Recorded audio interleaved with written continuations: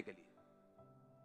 बिना पवित्रताई के इन हथियारों को यूज करना इल्लीगल है और परमेश्वर के सामने सही नहीं। हालेलुया। पवित्रताई आपका क्या है? लाइसेंस है इन हथियारों को यूज करने के लिए। आप सफर नहीं करेंगे, गरीबी के श्राप आप पे नहीं होंगे।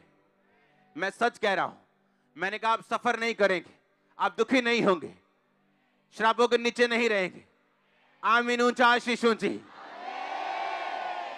आत्माओं की परख, गैर भाषा, और बाइबल कहती किसी को गैर भाषाओं का अर्थ बताना। अब आपको लगता है कि मुझे इस वरदान की जरूरत नहीं। यूसुफ जब जेल में था, उसके पास दो बंदे आए, एक पिलाने वाले का प्रधान, यानी किचन में जो राजा के दो बंदे होते थे, एक ड्रिंक्स को देखने वाला, एक फूड को देखने वाला। एक देता था स्ट्रॉबेरी ड्रिंक, पानी, सब कुछ अच्छा है। एक देता खाना, रोटी, मीट, पनीर, सब अच्छा है। दो प्रधान, दो हेड होते थे। और बाइबल कहती है दोनों हेड जेल में गए क्योंकि कुछ अपराध पकड़ा गया। जब वो जेल में थे तो वहां पे यूसुफ था, और बाइबल कहती है उन दोनों को सपना आया। और सपना क्या था? जब यूसुफ को मालूम हुआ कि ये दोनों उदास है, तो उसने कहा तुम उदास क्यों? कहता हमें एक सपना आया, लेकिन हमें उसका अर्थ नहीं मालूम। यूसुफ ने कहा बताओ। तो उसने कहा, कहता तीन मैं देख रहा हूं, दाख की बारी है और उसमें 3 दाखें लगी हैं और वो पक गई और उनका रस निकला। यूसुफ ने कहा 3 डालियों का मतलब 3 दिन है। 3 दिन के अंदर राजा तुम्हें फिर से वापिस उसी नौकरी पे रखेगा और तुम्हारी प्रतिष्ठा को फिर से वैसे करेगा। सुनो, दूसरे ने बताया, कहता मेरे सिर पे 3 रोटी की टोकरियां हैं और पक्षी उस रोटियों को खा रहे हैं। उसने कहा 3 दिन के अंदर राजा तुझे फांसी दे देगा और तेरी लाश को पक्षी खाएंगे, तेरे मांस को नोच के खाएंगे। और लिखा 3 दिन के बाद ऐसा ही हुआ। पिलाने वाले का प्रधान, पिलाने वाला हेड फिर से वापस नौकरी पे रखा गया और दूसरे को फांसी दे दी गई।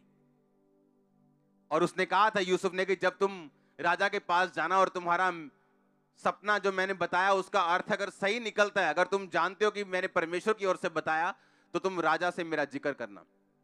पर उन्होंने राजा से जिक्र नहीं किया। फिर कुछ साल, 2 साल बीतने पर बाइबल कहती है राजा को एक सपना आया कि 7 मोटी मोटी गाय नदी के तट पर घास चर रही, और उसके बाद 7 कुरूप भद्दी दिखने वाली गाय उन 7 मोटी गायों को खा जाती। और राजा को इसका अर्थ कोई नहीं बता सका। फिर यूसुफ बुलाया गया और यूसुफ ने कहा उन 7 मोटी गायों का अर्थ यह है कि 7 साल जो अगले होंगे उनमें बहुतायत की फसल होगी। और करूब गायों का मतलब यह है कि 7 साल फिर ऐसे अकाल के होंगे कि वो सब फसल को खा जाएंगे और देश की और लोगों की हानि होगी। अब कहां लिखा था 7 गायों का मतलब जो है वो 7 साल होंगे? और ये कहां लिखा था कि 3 डालियों का मतलब, दाखरस की डालियों का मतलब 3 दिन होगा? क्योंकि जो आत्मा की बातें हैं वो किसी बाइबल स्टडी में आपको सिखाई नहीं जा सकती। आप ध्यान से समझो, कितने मेरी बात को समझ रहे हैं? अब किसने बताया कि 3 डालियों का मतलब जो होगा वो 3 दिन होगा और 7 गायों का मतलब जो होगा वो 7 साल होगा? किसी ने नहीं बताया, लेकिन ये पवित्र आत्मा ने उसे बताया। और पवित्र आत्मा आपको बता सकता है अगर आप उसके साथ लिंक्ड हो, अगर आप पवित्रताई में हो। क्योंकि ये वरदान जब आपकी लाइफ में आता है, आपको अपने सपनों का अर्थ मालूम होता है, किस बंदे के साथ जाना है, कौन से बिजनेस पार्टनर के साथ जाना है, कहां पे मिनिस्ट्री को रखना है, कहां पे क्या करना है। ये वरदान आपके लिए जरूरी होता है। हमें लगता है गैर भाषाओं का अर्थ बताने का मतलब यह है कि सिर्फ गैर भाषाओं का अर्थ बताना और हमारा वास्तव की जिंदगी से, ओरिजिनल जिंदगी से इसका कोई लेना देना नहीं। पर ऐसा नहीं। हालेलुया। बाइबल बताती है कि पवित्र आत्मा का जो ये वरदान है, ये आपको लिंक करते हैं ऊपर स्वर्ग और नीचे धरती के साथ। आप मेरी बात समझ रहे कि नहीं?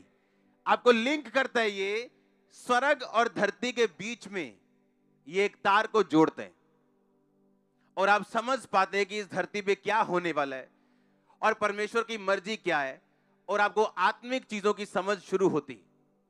सुनो, आप कोई बिजनेस करो, या आप जॉब कर रहे हो या आप घर पे हो, ये वरदान आपको बताते हैं कि इस हफ्ते आपका पति जो फॉरेन जाने वाला है उसको नहीं जाना चाहिए।